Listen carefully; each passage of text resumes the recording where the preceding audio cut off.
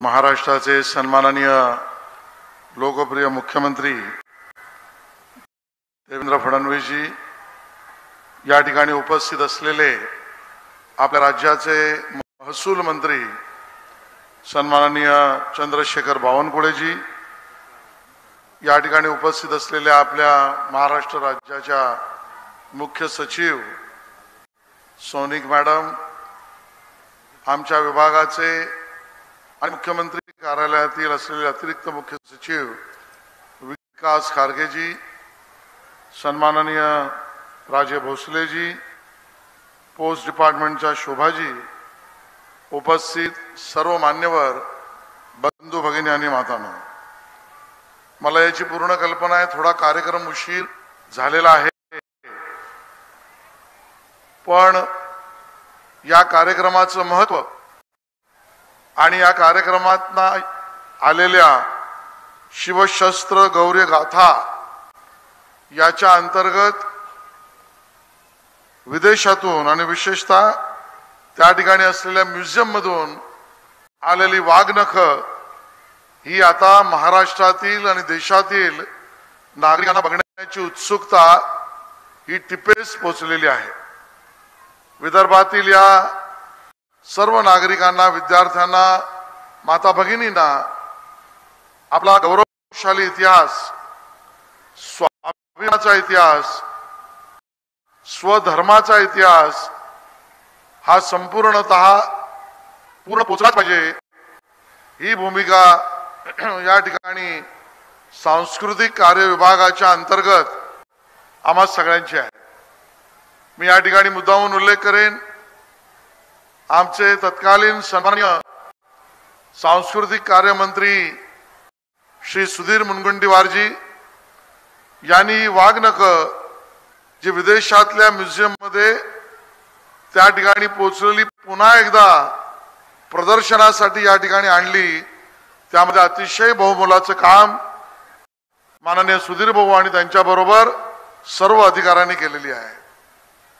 स्वकीयांचा इतिहास, स्वधर्माचा इतिहास, हिंदू पतपातशाहीचा इतिहास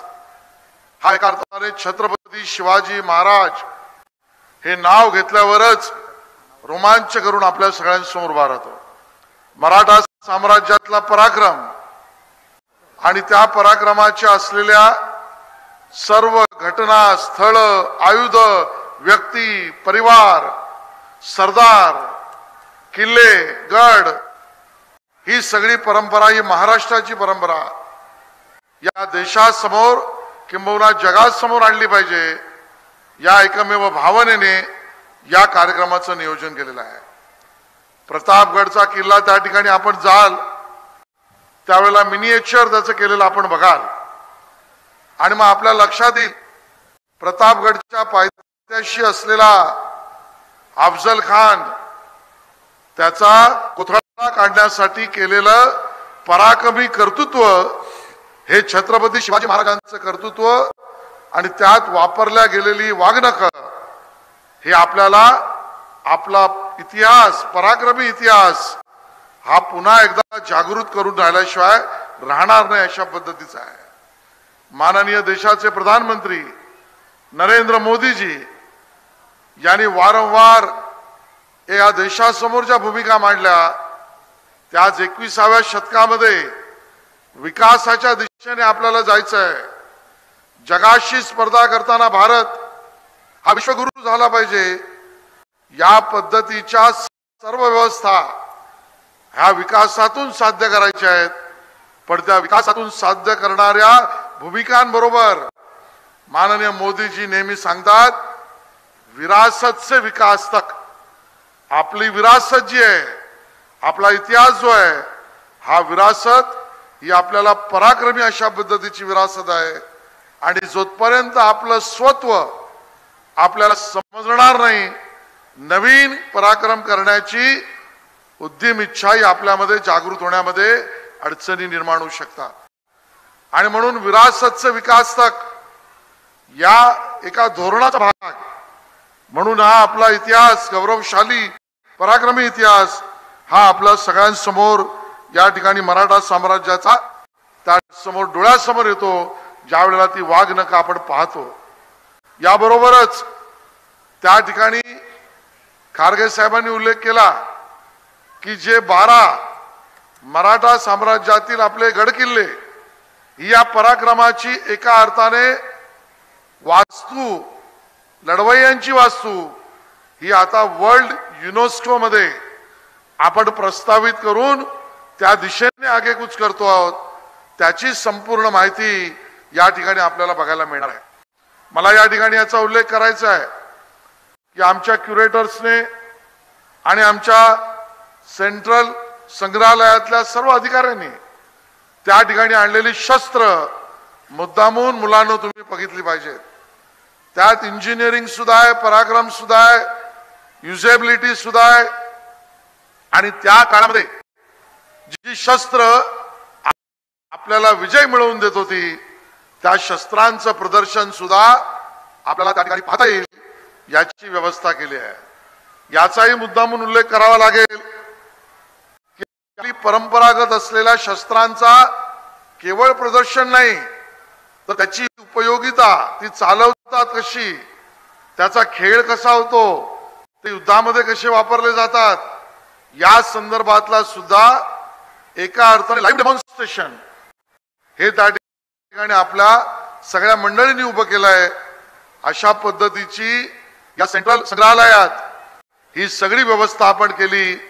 ती केवळ एकाच उद्देशाने की आपला देश विश्वगुरु व्हायचा असेल तर मोदीजी सांगतात त्या पद्धतीने विरासत से विकास तक आणि माननीय आपले मुख्यमंत्री देवेंद्रजी यांनी सांगितल्याप्रमाणे या सगळ्याचा पूर्ण संदेश महाराष्ट्रातील प्रत्येक घरापर्यंत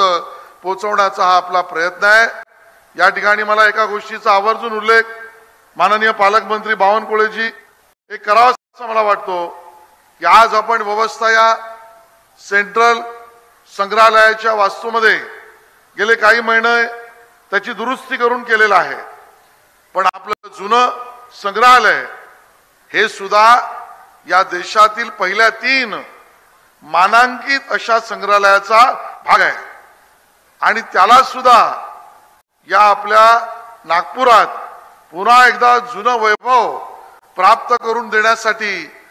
आमचे कलेक्टर असतील, कमिशनर असतील, या सगळ्यांनी मिळून, क्युरेटर असतील, यांनी एक प्रस्ताव बनवलाय की आमचं जुनं ओरिजिनल संग्रहालय माननीय मुख्यमंत्री महोदय, आपले पालकमंत्री आणि आम्ही मिळून 70 कोटीचा तो खर्च पूर्ण करून येत्या वर्ष 1.5 वर्षामध्ये हे संग्रहालय सुद्धा पुन्हा नव्यान रूपाने आपल्या सगळ्यांसमोर घेऊन येण्याचं काम आपण या आदेशाने आम्ही करू। पुन्हा एकदा आपण मोठ्या संख्येने इथे उपस्थित झालात, विशेषतः माननीय मुख्यमंत्री महोदयांचा धन्यवाद करीन की खरं तर माझ्या विभागाचा पहिला कार्यक्रम आहे आणि तो पहिला कार्यक्रम आपण नागपूरमध्ये दिलात, आपण स्वतः आलात आणि या सगळ्यामध्ये आम्हा सगळ्यांच्या पाठीवर तुम्ही ही थाप जी मारली आहे। सांस्कृतिक विभाग आता मागे बघणार नाही,